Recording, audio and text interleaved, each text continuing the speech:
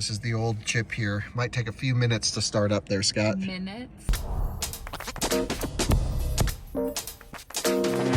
So viewers, Scott and I came down to Polestar Denver because we're trying to cover Polestar more on our channels. I feel like we've let the brand down. Yes. And I'm gonna be covering Polestar way more on these channels because they're doing so much, including upgrading the chips in all of the existing Polestar 3s to the new Nvidia Drive AGX Orin chip. So they're going from the Nvidia Drive AGX Xavier chip to, Xavier. Oh, I thought that the new chip was the Xavier chip. No, new chip is the big boy, the Orin. Orin, okay. Which is what kind of everyone's going with. It's 254 tops, which is trillion operations per second, up from 30. Okay.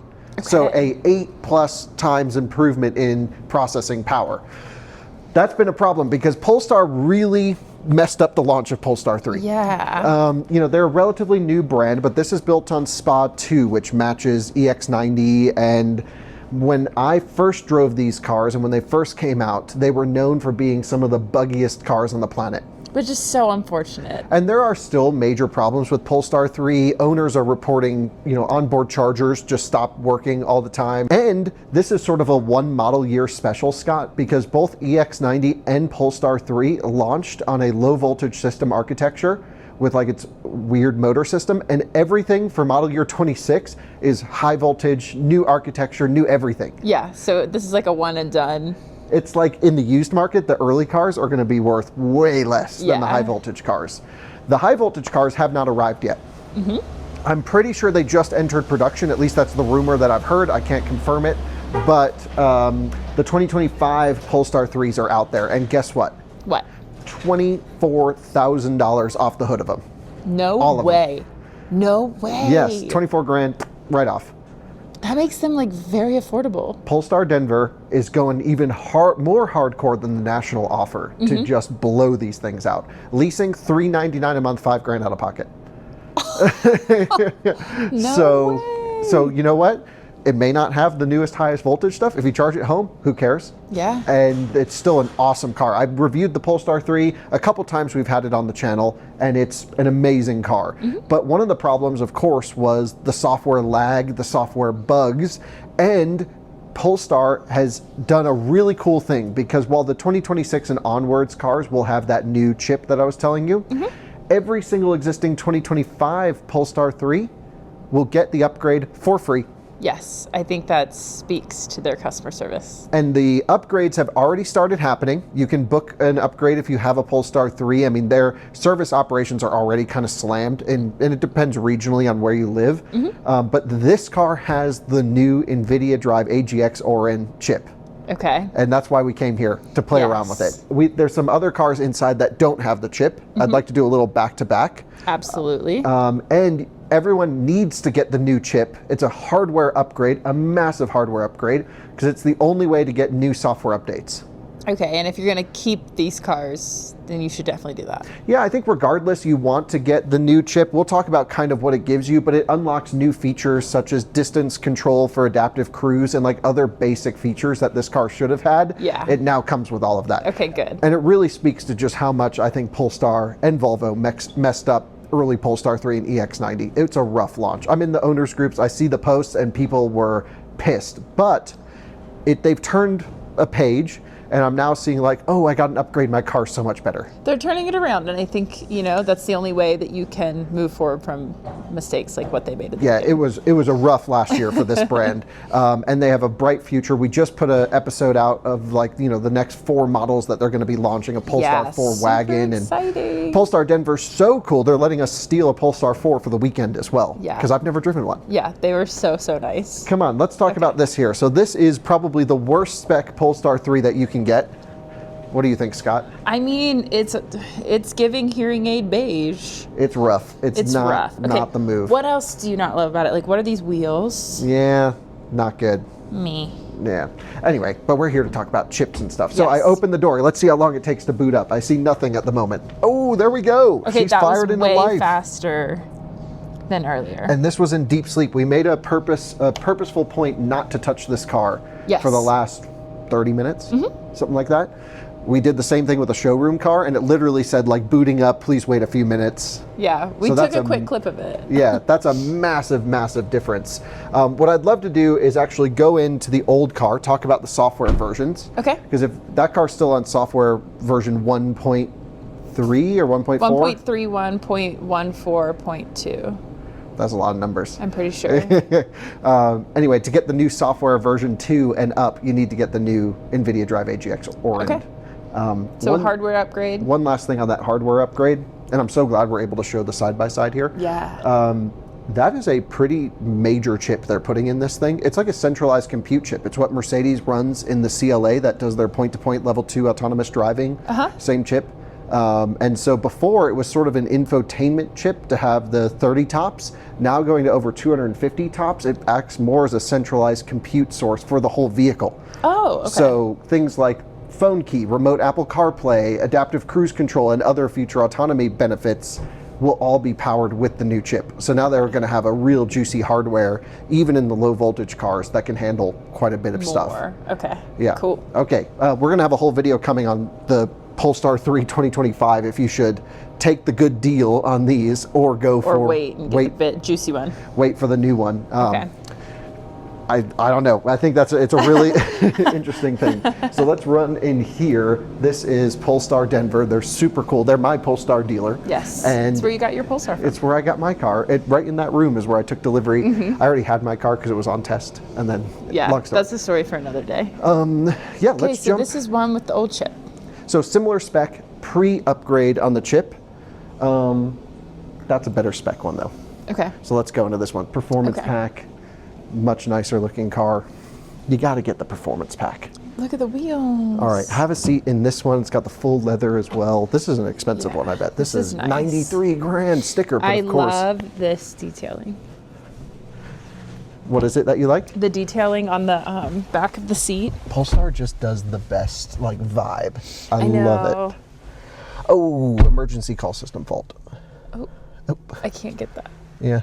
Yeah. Yeah. There we go. There's some bugs and stuff. Well, so this is a pre-upgrade car. Okay. What I think we should do is we should try to do like 2 or 3 things to do in this car, and then we'll jump into that upgrade. one. Okay. Keep in mind the upgrade goes far beyond things we're able to show you here. It goes to just having your phone key respond as soon as you walk up to it. Sounds way better.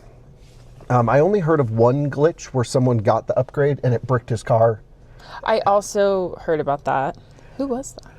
Yeah, don't know, but I found it on the forums. And then everyone else was like, nope, I went to the dealer, they did the upgrade, I was in and out the same day. Okay, so that sounds like a one-off. Yeah, it sounds like a one-off where there was a glitch. And they just started doing upgrades like within the last 2 to 3 weeks of filming this. Okay. So it's a brand new thing. So this is the old software. First of all, you can see it take a second to load up there. But honestly, it's not... Oh, is it on that? That's where this one went. That's amazing. It's not the end of the world. Let's show everyone the software version that we're on in here. So if I go to settings, system, here, we're on 1.4.12. Okay. There we go. And this can't go any higher without getting the chip upgrade. Right. So this is what's on this one and the one behind us. Correct, in the showroom. Yeah. The one outside, I think, is on version 2. We'll double check. We haven't really been in that car yet. So what should we do as sort of a test? Yeah, like what's a repeatable test? I think we should put in... North Carolina? Yeah, let's put in the track. NC car. Oh, what the heck? It's only doing what? NC car track. There we go. Okay. So now we're loading. There we go. Little glitches, you can see all that, but it does it. Quick. Finding charging stop, boom. It's really not that bad. Okay, that's acceptable. I think it's on the low end of what you would expect for a $93,000 sticker car. Yes. This thing's probably like 70 grand. Oh, 69 with all the grand with all the discounts? Yeah. Holy smokes, there's a lot of car. That's a lot of car for that money. And this is nice performance pack. I got the upgraded like Bowers and Wilkins back here. Gotta have the Bowers and Wilkins. It's one of the best sound systems in any car. They drive great. And you know what? Even if you don't get the high voltage car, this is still one of my favorite cars. I love the Polestar 3. I just hated the bugs that it had. Okay. So that was good. We'll hit start. All right, so now we've kind of seen it jiggle into life there. Yeah. But it's not bad. It's not terrible. So that's one test we'll do. We'll do the track, okay? We'll compare it when we go to the other car. The next test I think we should do is load up a bunch of apps at the same time. Oh, okay. I'm not going to do performance because the other car doesn't have that, I don't think. Okay. But I think we'll do range and trip, Sirius XM, and journey log. Okay, so range and trip, Sirius XM, and journey log. Ready? Well, hang on. I'm gonna go as quick as I can, back and forth. Okay, go. So range and trip. Oh, rough. Whoa. Sirius XM. No way. Here we go. Next, journey log. There's no way this was acceptable. And we're there. That's pretty bad. That's bad. That's pretty bad. Okay, so now we're going to see what the new one will be. Okay. Compared to this, because that should be a really nice upgrade. Okay. Let's jump over. Now I am. Scott, I did say we were going to do 3 things, right? But you can't count, so actually we're just going to do 2. Yeah, it's out of spec bits. This is extra content. We're just here because we're taking test drives with stuff, and I wanted to check this new chip out. So this is the one with the new chip. You're right. This has the 254 Xavier. tops. All right, so we're in. Look at this. Screens are on instantly. Yep. We did wake it up before, but still pretty good. And let's just confirm it's on the new software. So, it already feels snappier. So much snappier. Yeah, it's on 2.1.22. Okay. And let's see if it needs any updates. Nope. Release notes on the new software. So this is what you get on the immediate software after releasing. It's limited by cell connection right now. Let's see what it says. Well, and we are in a concrete building, so. Yeah, but it's got full LTE.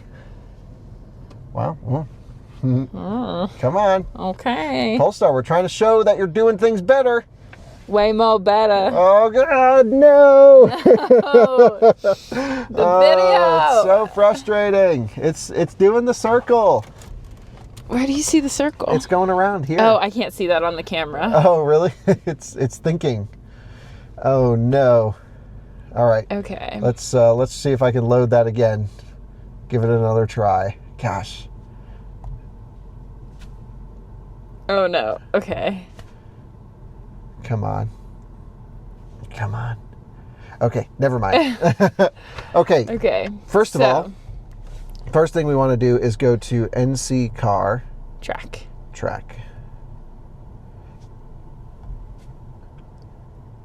Loaded that. You can see how much smoother it loads everything. But it is taking longer. I think we're in a maybe It not must great be spot. a cell issue, but no, it's got it. Okay. It seems about the same right now. No, it's slower. This is slower? But let's see if it glitches, like with the map zooming in and out. Yes. But that was still smoother. It's smoother. It is smoother. Head toward East 2nd Avenue. Okay, got it. Good route planning in this car, by the way. Just uses Google. Yep. Now, we should try the app loading stuff. Ready? Okay. All right, so we're going to do range and trip Sirius XM and journey log. And I'm going to two-hand it. All right, ready? Hit me with your best 3, shot. 2, 1, go. Better. This. Journey log. Better. But not as snappy as some Chinese cars that are boom. Isn't this based on a Chinese car? Not really. This one was SPA 2, developed in the Swedish Empire. Okay. Polestar 4 is Zeekr SEA 001. platform. Yeah, Zeekr 001. Okay. So this is SPA 2, but it's got, of course, some of the upgrades. Anyway, I feel like that's nice. I mean, that's noticeable. When you go through stuff, you're going to feel the difference. I guess it does have performance. Expecting more of a jump. This is just all Google stuff. Yeah, but I think it's more like it gives you the headroom now to get so many more features out of the car. Yeah, you're not stuck behind with a brand new car. And honestly, shout out to Polestar and Volvo, because EX90 owners benefit from this too, for getting the new chip at no cost. Yes. Yes, it's annoying. You've got to bring a modern car into a dealership for an upgrade that it's in its first model year and it should have launched with the chip that they were going to do. But yeah, I mean, definitely cool that it's started and we have the car right here, our first try with having all of this stuff able and active. Yes. We're actually going to make a full video, full tour with this car, Scott, and we're going to take it for a drive because it now has adaptive cruise control distance settings and some other stuff. I'm giving it one last shot to load release notes. You're really trying here. I know, but Yeah, not a good spec Polestar 3, but just so cool that they're doing this upgrade. Not cool that the car launched low voltage and they're switching it immediately to high voltage. Yeah, I just feel like early owners kind of get left behind. Yeah, it's like their biggest supporters are the ones that are getting screwed over the most. Yeah, that kind of stinks. That stinks. And you know what? That's what you get for early adoption, but I don't think anyone expects their car to be outdated after the first model year. Yeah. And with $25,000 off the hood on these things. That's insane. Yeah, and I bet you could negotiate more. You know, Polestar likes to say they're all direct to consumer or whatever, but not quite. Not really. I No. mean, we're at a dealer and they're like, yeah, Polestar says one thing, we're going more aggressive. It's the dealer mentality, but like maybe a nicer. Yeah, it's like predetermined pricing set by the dealer. Yeah. Anyway, that's the new chip upgrade. I mean, definitely noticeable, definitely snappier. Bring your Polestar 3 in for the update because you get, you know, software version 2 and advancements beyond. I do think very commendable that Polestar and Volvo are supporting these cars with over-the-air updates, and they're not leaving owners behind. They're owning the mistake that was made. Yep, they're doing what they can to keep these cars relevant, and yeah, I think definitely deserves a little bit of praise there. So thanks so much for watching. That's the new Nvidia Drive AGX Orin, an upgrade from the Xavier chip in the Polestar 3. Would be the same as EX90. And shout out Polestar.